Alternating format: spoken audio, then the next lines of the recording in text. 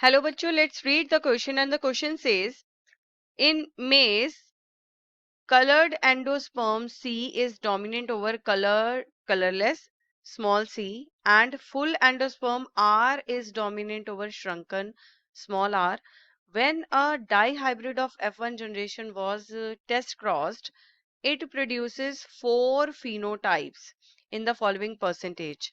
So हमें statement में बोला गया है कि जब एक कलर्ड एंडोस्पर्म सी कैपिटल सी डोमिनेट कर रहा है कलरलेस पे स्मॉल सी पे, तो फुल एंडोस्पर्म जो है कैपिटल आर वो डोमिनेट कर रहा है श्रंकन एंडोस्पर्म पे small are.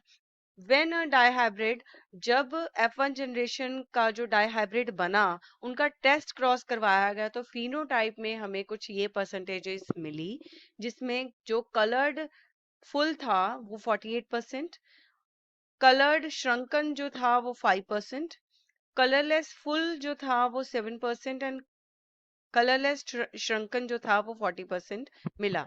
From this data, what will be the distance between two non-allelic genes? So हमें बताना होगा कि distance non-allelic genes के बीच में क्या आएगा. Option number A 48 units, option number B 5 units, option number C 7 units and option number D is 12 units. So हमें बताना होगा इस क्वेश्चन में कि जो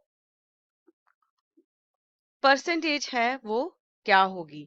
सो सबसे पहले तो हम इसमें हमें प्रॉपरली क्या बताना होगा. ये जो यूनिट्स है ये किस फॉर्म में दी हुई है, वन मैप यूनिट के फॉर्म में, वन मैप यूनिट के फॉर्म में. So what is our key concept to know about the one map unit. So one map unit actual में क्या होता है. वन मैप यूनिट का मतलब होता है it is a unit for measuring genetic linkage. Genetic linkage को major करने के लिए ये जो यूनिट है यूज किया जाता है, वन मैप यूनिट. इसको डिफाइंड किया, अगर हम इसको डिफाइन करें दूसरी तरह तो क्या आएगा. वन मैप यूनिट जो होती है it is defined as the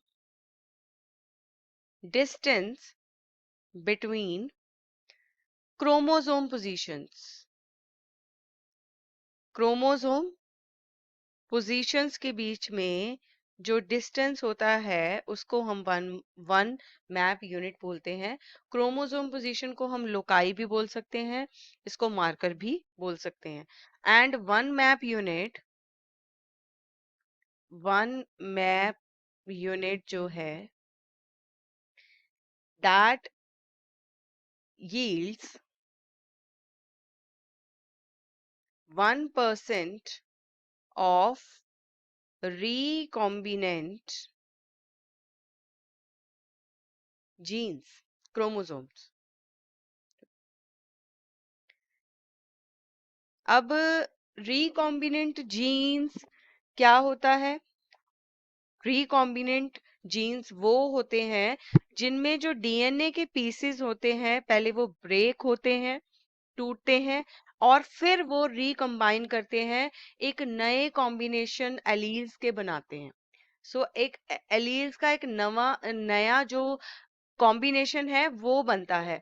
अब इसमें हम अगर देखें तो रिकॉम्बिनेंट परसेंटेज जो है वो ये होगी, एक तो कलर्ड श्रंकन का और एक कलरलेस फुल का.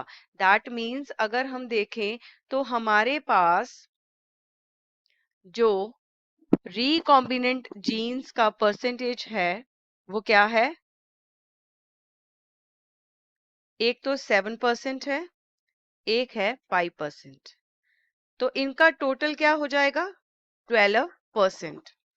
So total recombinant percentage would be 12%. मतलब recombinants जो होंगे वो क्या होंगे, 12% होंगे. So that means हमारा जो 12% भी बोल सकते हैं और 12 map units.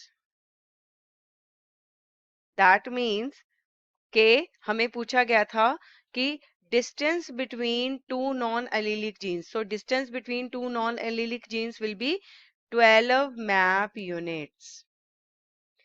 So option number D will be our answer. I hope you have understood this answer. All the best.